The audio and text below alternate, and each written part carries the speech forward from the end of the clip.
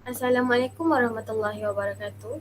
Saya Nur Farah Ain binti Aziz, bernombor matriks 3212006331. Saya merupakan ketua bagi kumpulan 4. Pada hari ini kami akan membentangkan poster kami yang bertemakan hak asasi wanita. Apa itu hak asasi wanita? Hak asasi wanita adalah perkara-perkara yang selayaknya seorang wanita itu dapat dan perlu dititikberatkan oleh semua pihak, tidak kira pihak kerajaan maupun rakyat marhain.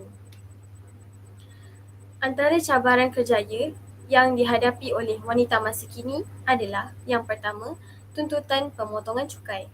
Buktinya, Melissa Mary Jones, penasihat pejabat pengarah Global Indicator Group daripada Bank Dunia, mendapati bahawa di Malaysia, seorang suami itu dapat menuntut pemotongan cukai bagi seorang isteri, tetapi seorang isteri tidak boleh menuntut pemotongan cukai ke atas si suami.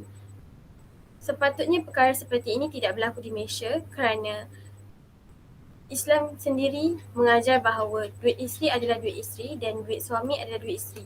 Jadi seorang suami itu tidak seharusnya mengambil sedikit pun duit isteri. Cabaran kedua, saya memberi laluan kepada Ayuni Syafiqah. Bismillahirrahmanirrahim. Assalamualaikum warahmatullahi wabarakatuh.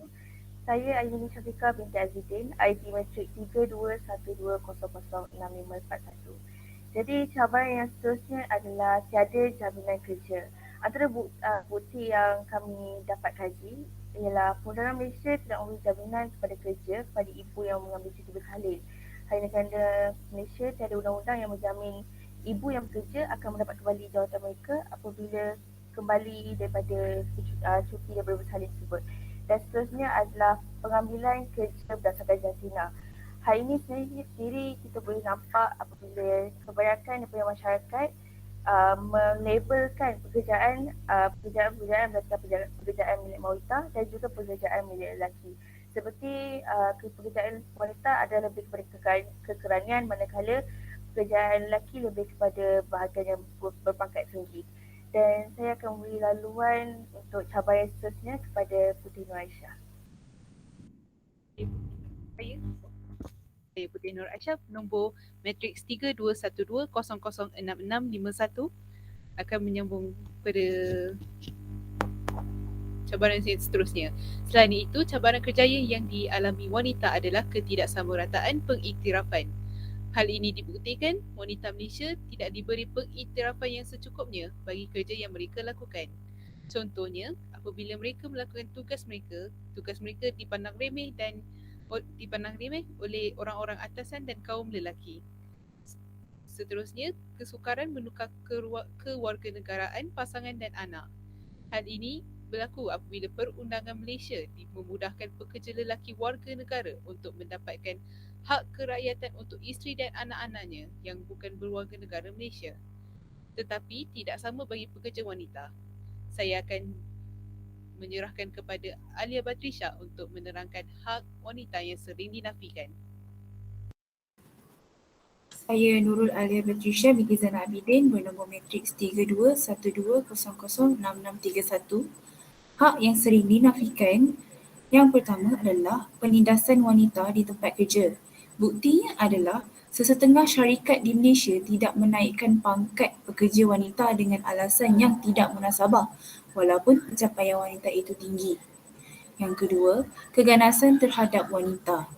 Buktinya adalah di mana wanita sering kali diganggu di tempat awam oleh lelaki yang dikenali dan tiada tindakan berat diambil oleh pihak berkuasa sehinggakan perkara ini berlarutan.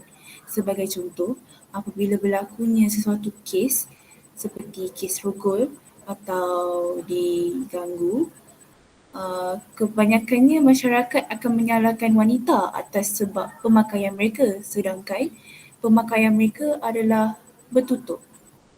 Saya akan memberi laluan kepada Siti Nur Ashikin untuk isi yang seterusnya.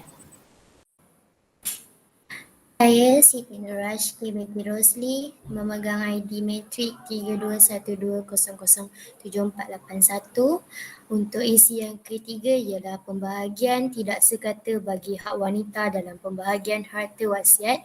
Buktinya adalah saat si suami meninggal dunia tanpa meninggalkan wasiat untuk isteri dan anak-anak, saat itu adik-beradik serta ibu belah lelaki akan kaut kesemuanya tanpa meninggalkan sedikit pun bahagian untuk si isteri. Seterusnya, pentambahan bilangan ibu tunggal iaitu sebanyak 34 juta orang berstatuskan ibu tunggal. Kebanyakan mereka ialah bangsa cerai, gantung tidak bertali atau suami yang menghilangkan diri dan sebagainya. Mereka menghadapi cabaran untuk membesarkan dan mendidik anak. Seterusnya, saya memberi laluan kepada Nurina. Saya Puteri Nurina Ashani binti Izzuana Saldin, kad matrik 3212009381. Isteri seterusnya adalah diskriminasi jantina, gender discrimination. Buktinya adalah menurut Bank Dunia, kadar penyertaan tenaga buruh wanita pada tahun 2019 adalah 55%. Jauh di bawah kadar penyertaan tenaga kerja lelaki sebanyak 81%.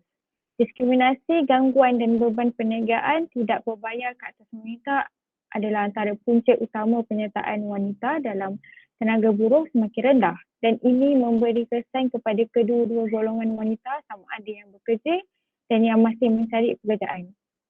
Itu sahaja daripada kami. Sekian, terima kasih.